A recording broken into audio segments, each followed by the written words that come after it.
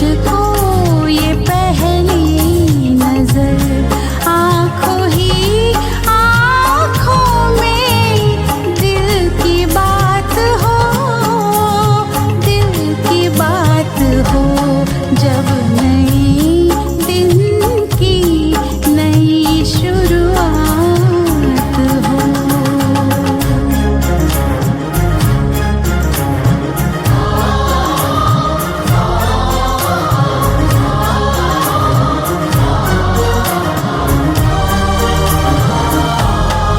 ऐसे मन मंदिर में ये मूरत बसे। ओम शांति। आज ईश्वरीय महावाक्य है। बाबा कहते, मीठे बच्चे, संग दोष बहुत नुकसान करता है, इसलिए संग दोष से अपनी बहुत बहुत संभाल करते रहो, ये बहुत खराब है। प्रश्न है, 3 प्रकार का बचपन कौन सा है? किस बचपन को कभी भी नहीं भूलना? उत्तर है, एक बचपन लौकिक माँ बाप के पास जन्मते ही मिला। दूसरा बचपन गुरु के शिष्य बनने पर हुआ। और तीसरा बचपन लौकिक माँ बाप को छोड़ अलौकिक माँ बाप के बने। अलौकिक बचपन अर्थात ईश्वर की गोद के बच्चे। ईश्वर के बच्चे बने अर्थात मरजीवा बन गए। इस अलौकिक बचपन को कभी भी भूलना नहीं। अगर भूल गए तो बहुत रोना पड़ेगा।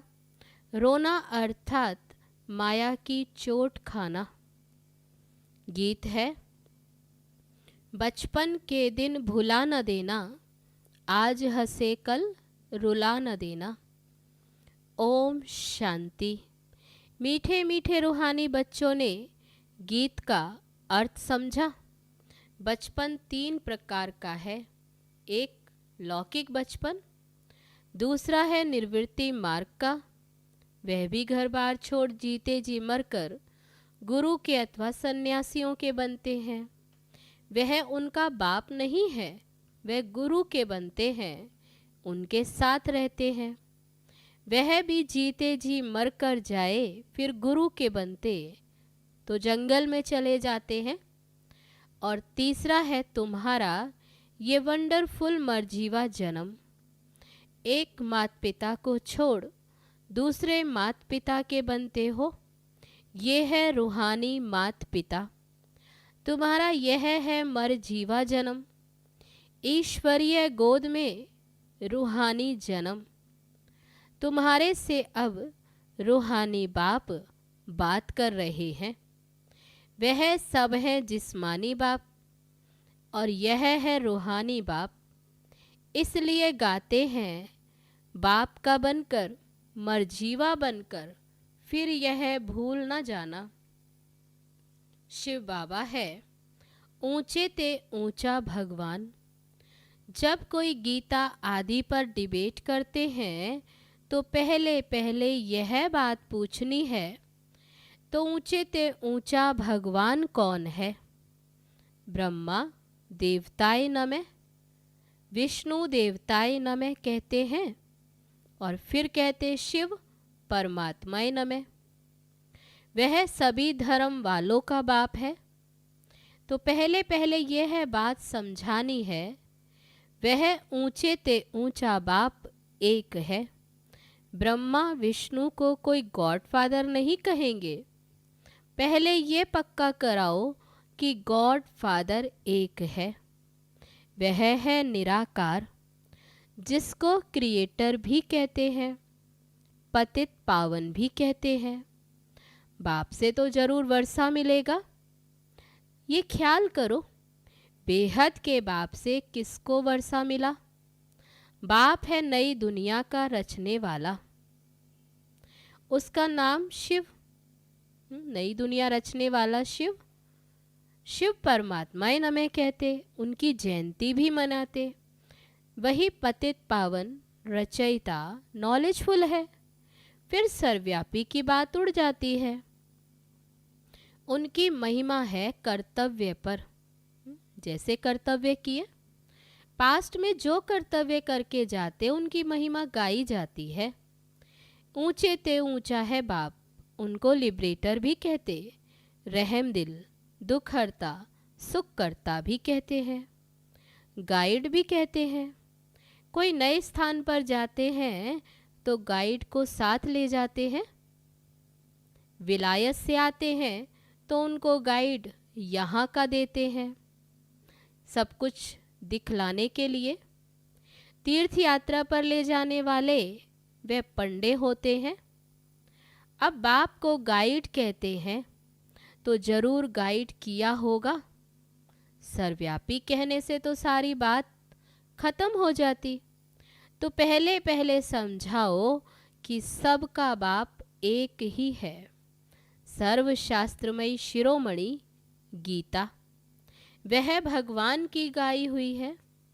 उनको सिद्ध कर लिया तो उनके बाल बच्चे सब झूठे सिद्ध हो जाएंगे। तो बाबा कहते पहले पहले सच्ची गीता का सार सुनाना चाहिए। शिव भगवानुवाच। अब शिव बाबा के चरित्र क्या होंगे? वह तो सिर्फ कहते मैं इस शरीर का आधार ले तुमको पतित से पावन बनाने का रास्ता बताता हूँ। बच्चों को राजयोग सिखलाने आता हूँ। फिर इसमें चरित्र क्या करेंगे? ये तो बुजुर्ग है, सिर्फ आकर बच्चों को पढ़ाते हैं। वह पतित को पावन बनाने राजयोग सिखलाते।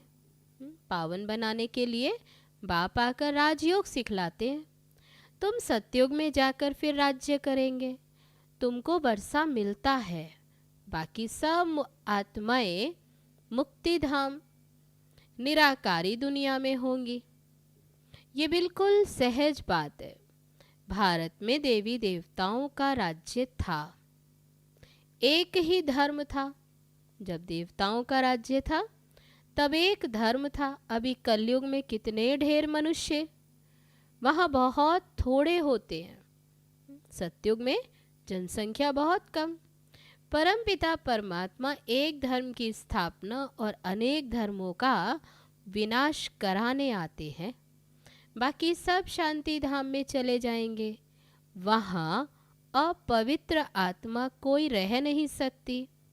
उनका नाम ही है पतित पावन, सर्व का सदगति दाता।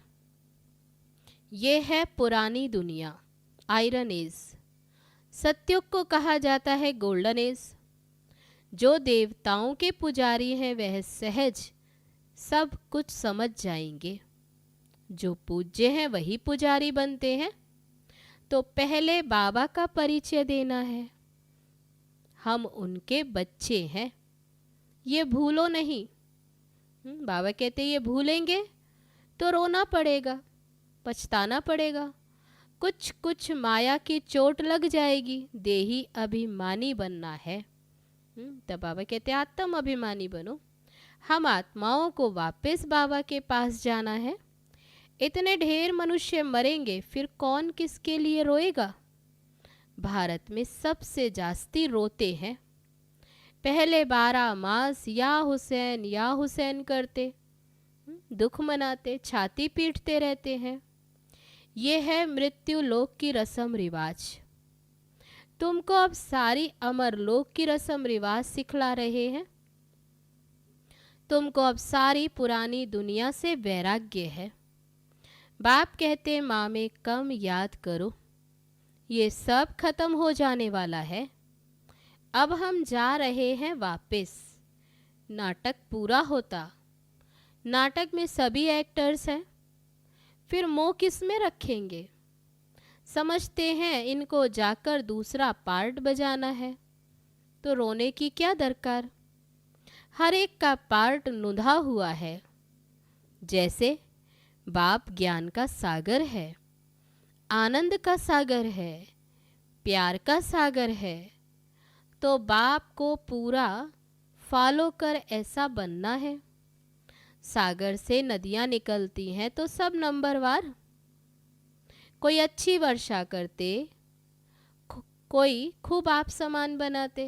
बाबा कहते कोई तो अच्छी रीति ज्ञान वर्षा कर खूब आप समान बनाते हैं, अंधों की लाठी बनते। बाप को तो बहुत मददगार चाहिए। बाबा कहते तुम अंधों की लाठी बनो, सबको ये रास्ता बताओ। सिर्फ एक ब्राह्मणी को थोड़ी अंधों की लाठी बनना है, बाबा का परिचय देना है। तुम सबको बनना है। तुमको ज्ञान का तीसरा नेत्र मिला है। इसको कहा जाता है तीसरा नेत्र मिलने की कथा, तीसरी की कथा।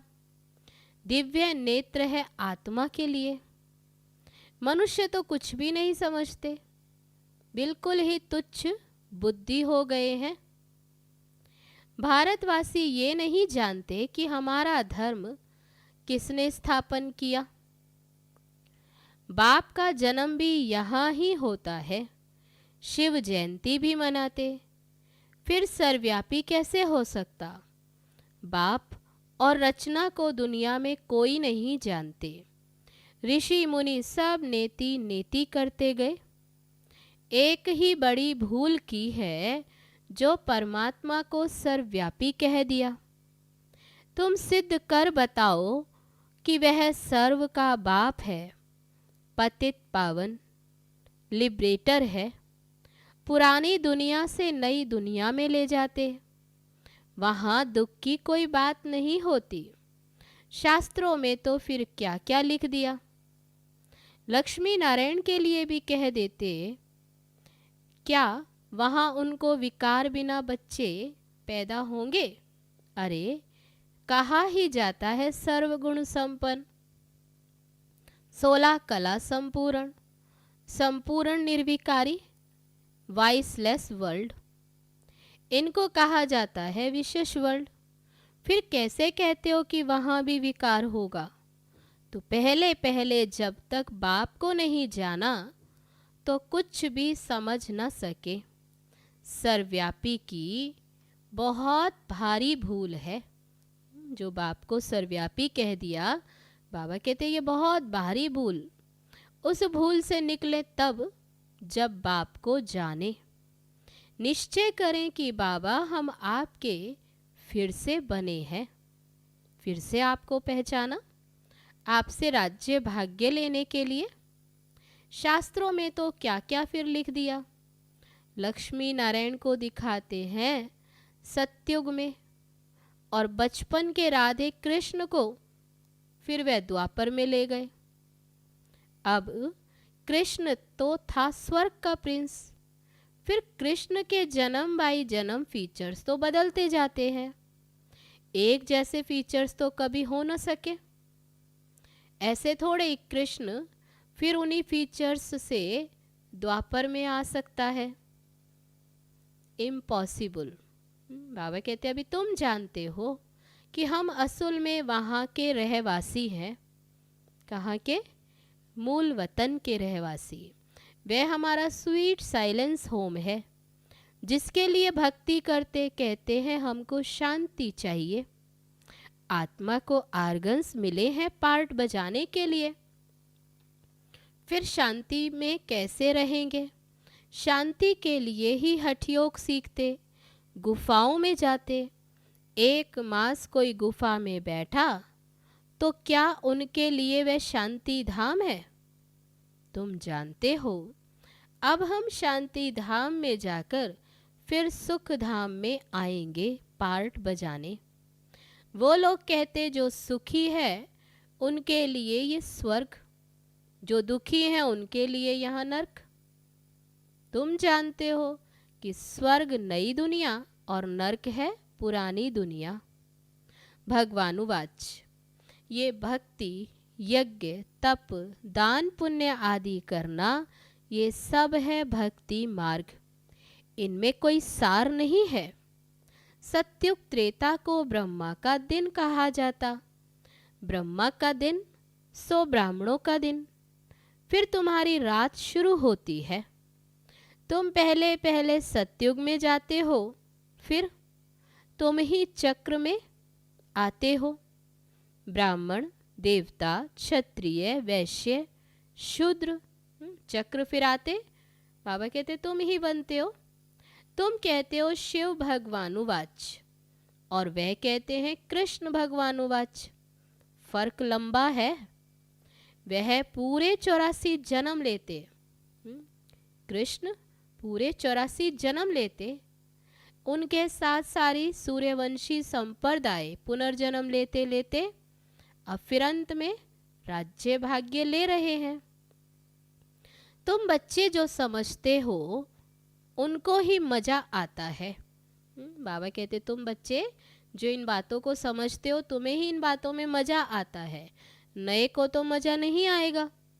तुम किसकी निंदा नहीं करते हो। बाबा तुम्हें कितना सहज समझाते हैं। यहाँ तुम बाबा के संग बैठे हो तो अच्छा समझते हो, बाहर जाने से संग में पता नहीं क्या हाल होगा। संग दोष बहुत खराब है। स्वर्ग में तो ऐसी बातें होती नहीं। उनका नाम ही है स्वर्ग, वैकुंठ, सुखधाम। शास्त्रों में तो लिख दिया कि वहाँ भी असुर थे। अब तुमको मालूम पड़ा है कि हम विश्व के मालिक थे। वहाँ जमीन आसमान कोई भी पार्टीशन नहीं रहता। अभी तो कितने पार्टीशन हैं, अपनी अपनी हदें डालते रहते हैं। दुनिया में कितने झगड़े होते। तो जब कोई भी आए तो पहले पहले उनको यह समझाओ कि बाप कौन है, भगवान किसको कहा जाता है। ब्रह्मा विष्णु शंकर हैं देवताएं। भगवान एक होता है, भगवान 10 नहीं होते। कृष्ण भगवान हो न सके, भगवान कैसे हिंसा सिखलाएंगे।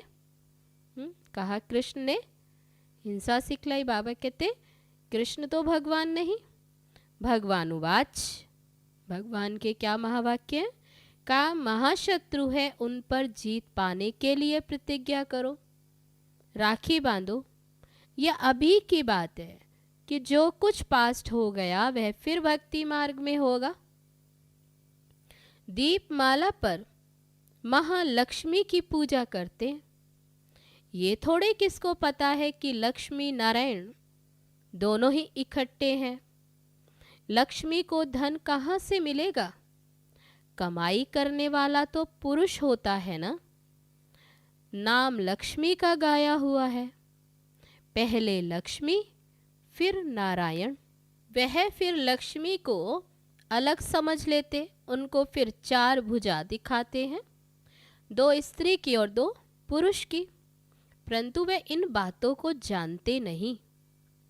तुम अभी डिटेल में जानते हो तो गीत सुना, बचपन के दिन भुला न देना। आत्मा कहती है बाबा हमको अब स्मृति आई है, सवेरे सवेरे उठकर बाबा से बातें करनी चाहिए। अमृत वेले बाप को याद करना अच्छा है ना।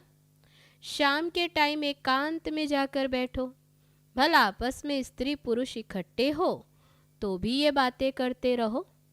शिव बाबा ब्रह्मा के तन से क्या कहते हैं। हम जब पूज्य बनते हैं तो बाबा को याद नहीं करते थे, सतयुग में याद नहीं करते थे। जब पुजारी बनते हैं तो बाप को याद करते। ऐसे ऐसे बातें करनी चाहिए, जो कोई सुने तो वंडर खाए। आधा कल्प हम कामचिता पर बैठ जलकर भस्म हो गए थे, कब्र दाखिल हो गए थे। अब हमको ज्ञान चिता पर बैठना है, स्वर्ग में जाना है। ये पुरानी दुनिया है। भारतवासी समझते हैं यह स्वर्ग है। अरे स्वर्ग तो सतयुग में होता।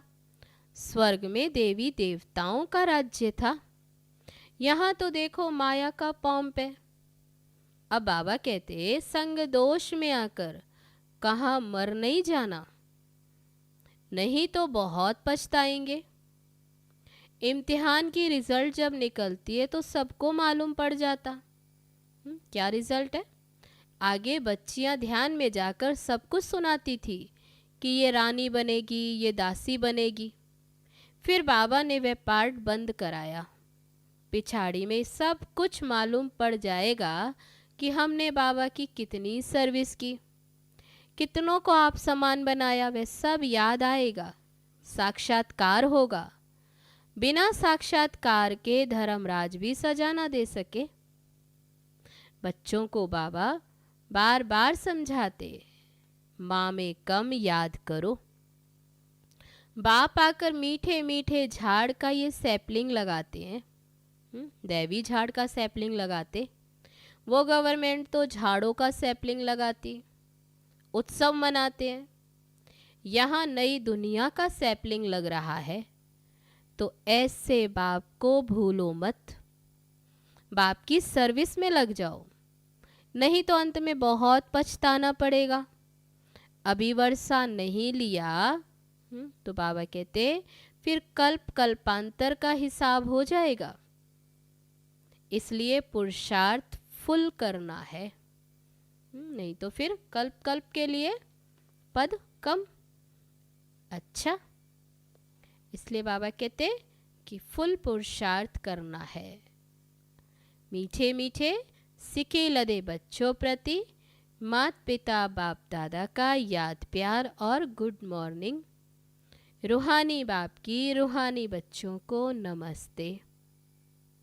हम रूहानी बच्चों की रूहानी बाप दादा को नमस्ते नमस्ते।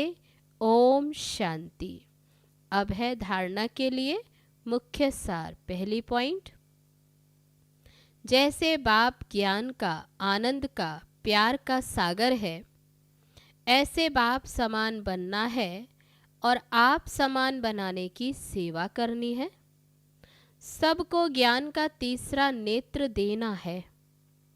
दूसरी पॉइंट, ऐसा कोई भी संग नहीं करना जो पछताना पड़े। संग दोष बहुत खराब है, इसलिए अपनी संभाल करनी है। बाप से वर्षा लेने का पूरा पुरुषार्थ करना है। अब है आज का वरदान। दिव्य गुणों के आह्वान द्वारा अवगुणों को समाप्त करने वाले दिव्य गुणधारी भव। जैसे दीपावली पर श्री लक्ष्मी का आह्वान करते हैं, ऐसे आप बच्चे स्वयं में दिव्य गुणों का आह्वान करो, तो अवगुण आहुति रूप में खत्म होते जाएंगे। फिर नए संस्कारों रूपी नए वस्त्र धारण करेंगे। अब पुराने वस्त्रों से जरा भी प्रीत ना हो। जो भी कमजोरियां, कमियां, निर्बलता, कोमलता रही हुई है, वो सब पुराने खाते आज से सदा काल के लिए समाप्त करो। तब दिव्य गुणधारी बनेंगे और भविष्य में ताजपोशी होगी। उसी का ही यादगार ये दीपावली है। अब है आज का स्लोगन। सरल याद के लिए सरलता का गुण धारण करो, संस्कारों को सरल बनाओ। अच्छा, ओम शांति।